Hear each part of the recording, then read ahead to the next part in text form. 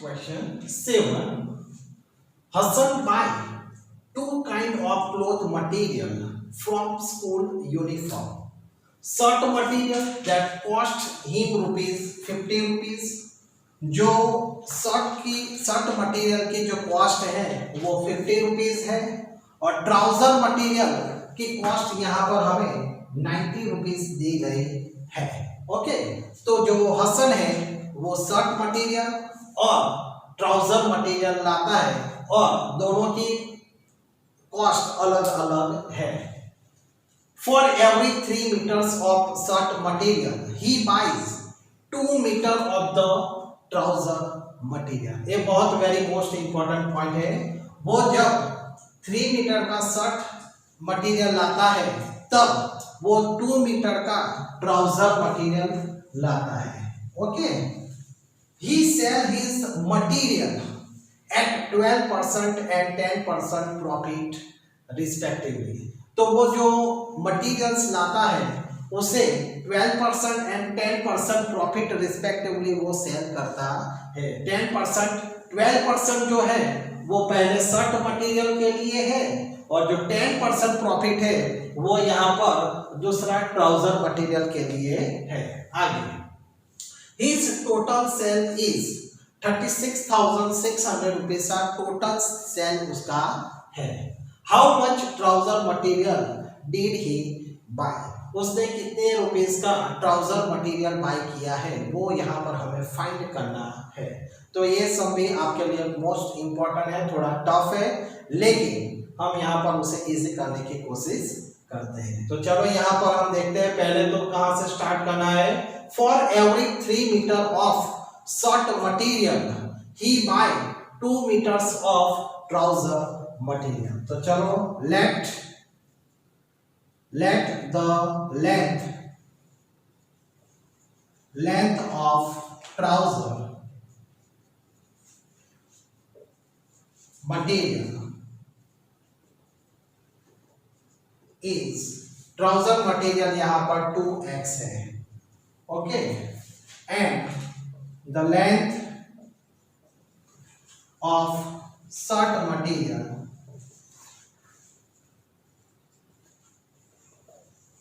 Is 3x है। Okay, चलो यहां पर अब कॉस्ट हम फाइंड करते हैं।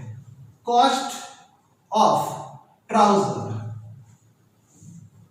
तो कॉस्ट ऑफ ट्राउजर की बात करते हैं तो 2x मल्टीप्लाई ट्राउजर की कॉस्ट यहां पर कितने हैं ₹90 है, तो मल्टीप्लाई 90 करते हैं तो यहां पर हमें 180x ट्राउजर की कॉस्ट यहां पर हमें मिलती है। और शर्ट, कॉस्ट ऑफ शर्ट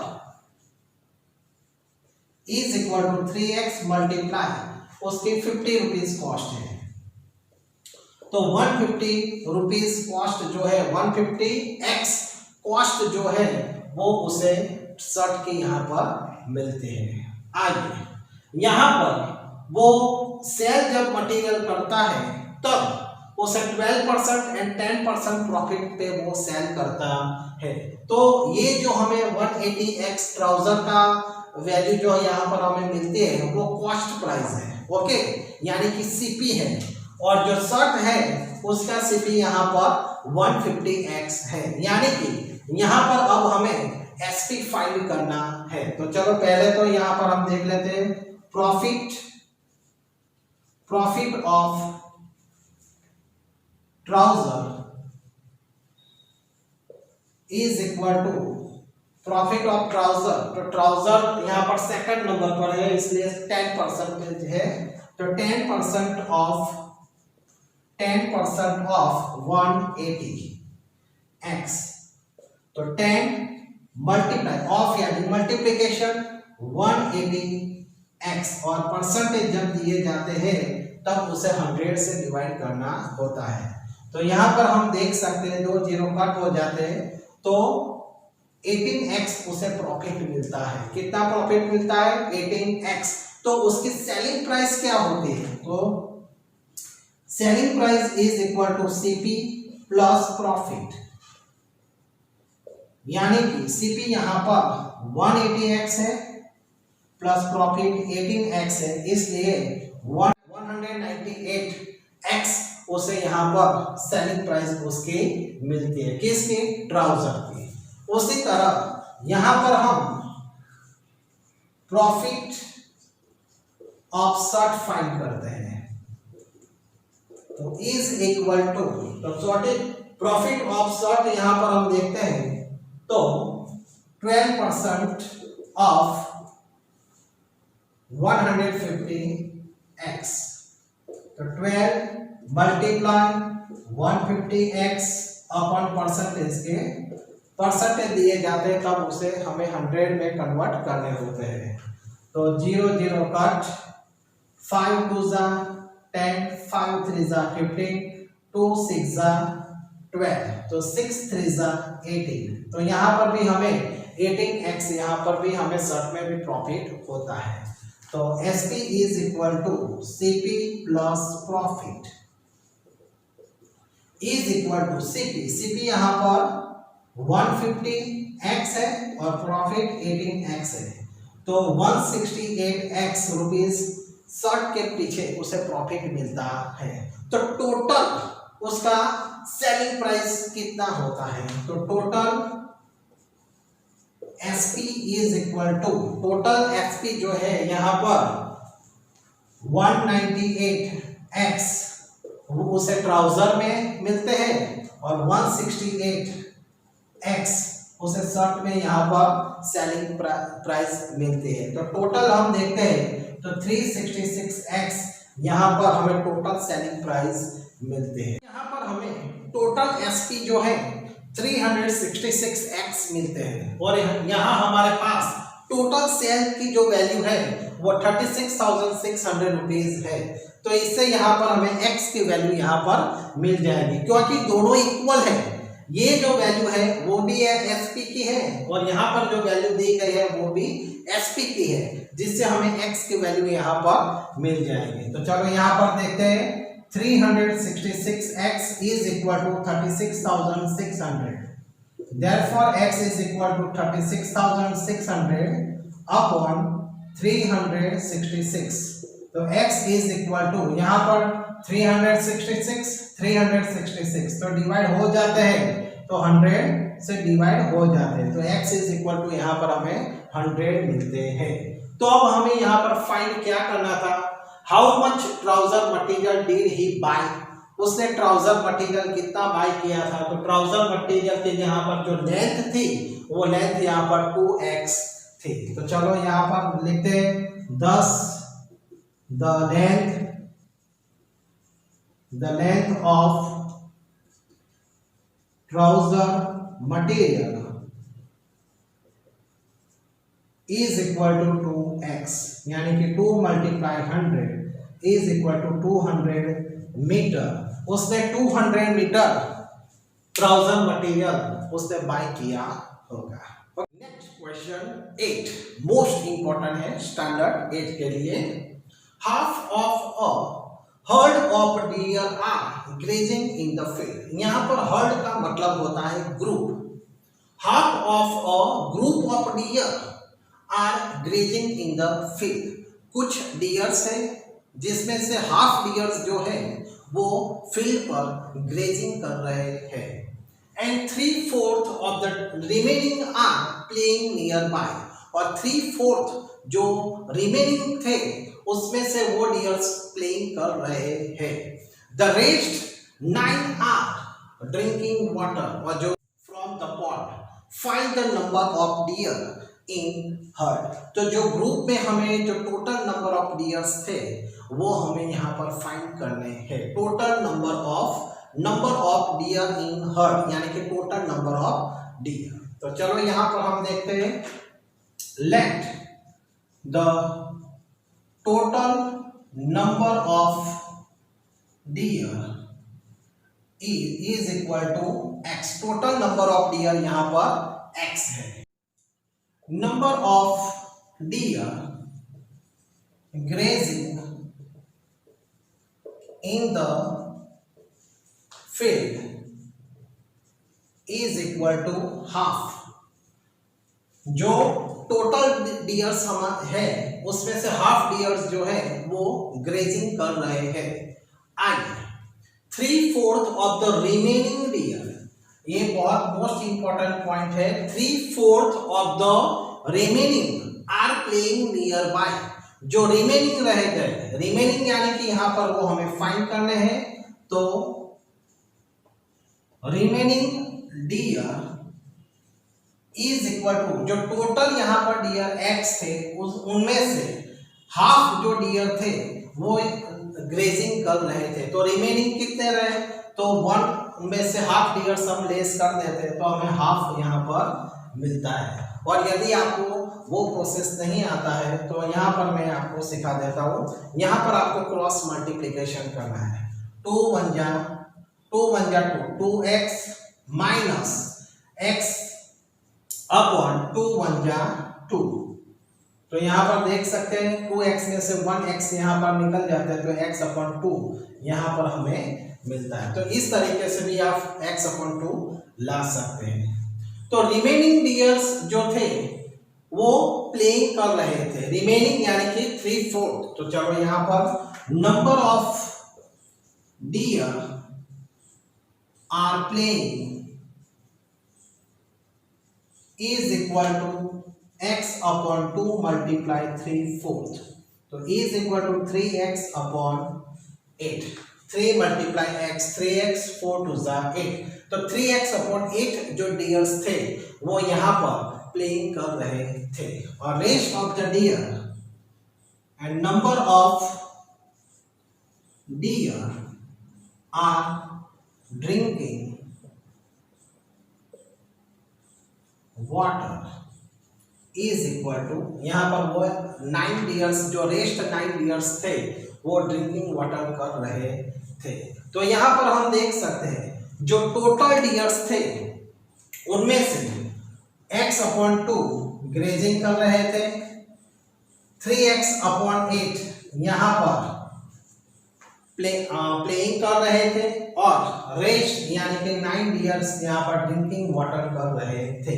और टोटल डियर्स यहाँ पर हमारे पास x डियर थे, टोटल नंबर ऑफ डियर हमारे पास x थे। ओके, आगे अब यहाँ पर हम देख सकते हैं कि डिनोमिनेटर यहाँ पर सेम नहीं है, तो यहाँ पर पहले हमें डिनोमिनेटर सेम करने पड़ेंगे। तो चलो यहाँ पर हम देखते हैं। तो यहाँ पर डिनोमिनेटर, सबसे बड़ा डिनोमिनेटर 8 है। ओके, तो यहाँ पर एलसीएम जो हमारा है वो यहाँ पर 8 हमें मिलता है।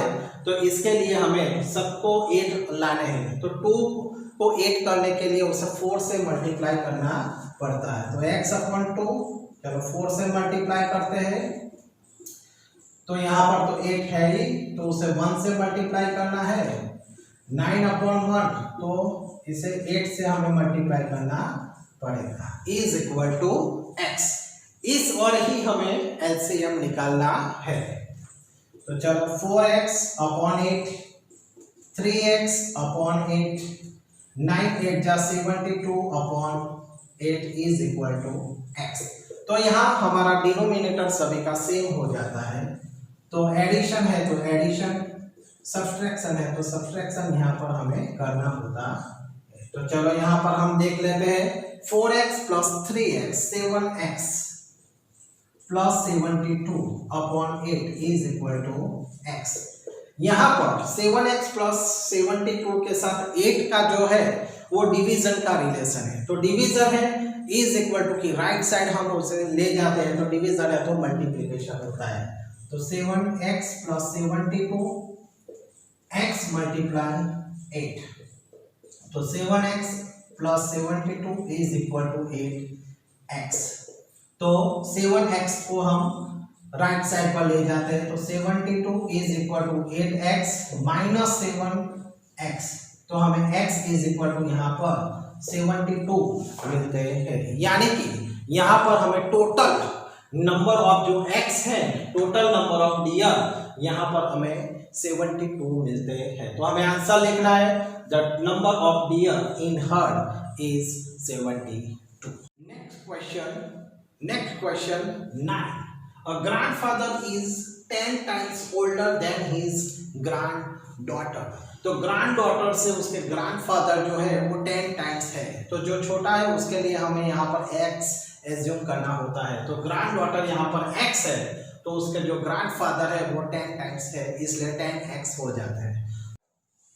Let the present age of granddaughter is x and the present age of grandfather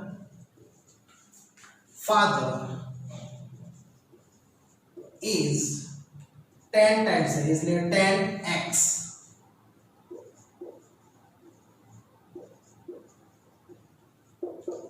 okay, तो चलो अब आगे। He is also 54 years older than her, जो ग्रैंडफादर है वो ग्रैंड डॉटर से 54 years older है। तो यहाँ पर हम लिखते हैं 10x is equal to x। तो यहाँ पर जो हमारा इक्वेशन है उसे बैलेंस करना है, तो ओल्डर कौन है, तो ग्रैंडफादर है, तो हमें डॉटर में 54 years हमें क्या करना पड़ेगा, ऐड करना पड़ता है। तो हमें इक्वेशन यहाँ पर मिल जाता है, तो 10x minus x is equal to 54, तो 9x is equal to 54, तो x is equal to 54 divided 9, तो x is equal to 9 6 54 यहाँ पर हमें मिलता है। तो चलो यहाँ 10 the present age of granddaughter is equal to x is equal to कितना है, 6 years है, तो 6 years and the age of grandfather is equal to 10x, यानी कि 10 multiplies 6, 60 years ग्रैंडफादर की एज यहाँ पर है। Clear? Last question 10। Aman's age is 3 times his son's age, तो यहाँ पर जो सन की एज है उससे उस अमन की एज 3 टाइम्स है। तो चलो यहाँ पर हम एज्यूम कर लेते हैं, let the present age of अमन्स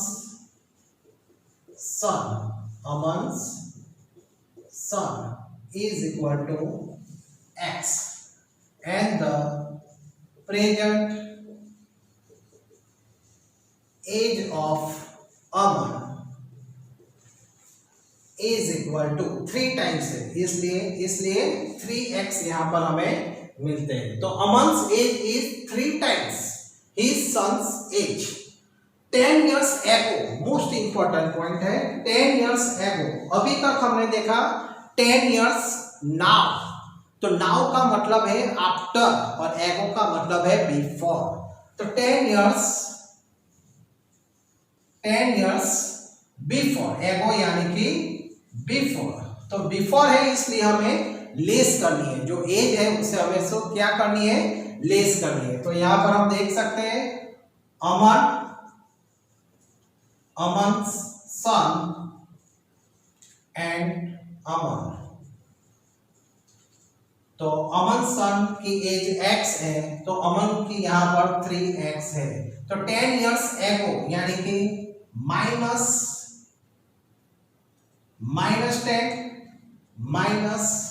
10, तो यहां पर क्या होता है, चलो इज इक्वल टू करते हैं, तो he was 5 times his son's age, जो अमन है वो 5 टाइम्स है हिज सन्स, तो ये वो 5 टाइम्स है, इसलिए हमें उसके सन को 5 टाइम्स यहाँ पर करना है, क्योंकि हमें यहाँ पर इक्वेशंस को बैलेंस करना है। तो चलो यहाँ पर हम मल्टीप्लाई करते हैं, 5x minus 5 10 50 is equal to 3x minus 10। तो लाइक टर्म हम का ग्रुप बनाते हैं। 5x minus 3x is equal to minus 10, minus 50 है, राइट साइड जाते हैं तो प्लस 50 हो जाते हैं। तो 2x इज इक्वल टू 50 में से 10 लेस करते हैं तो हमें 40 मिलते हैं। तो x is equal to 40 divided 2, तो x इज इक्वल टू यहाँ पर हमें 20 मिलते हैं। तो इसका मतलब है the present age of Aman son is equal to 20। Thus, the present age of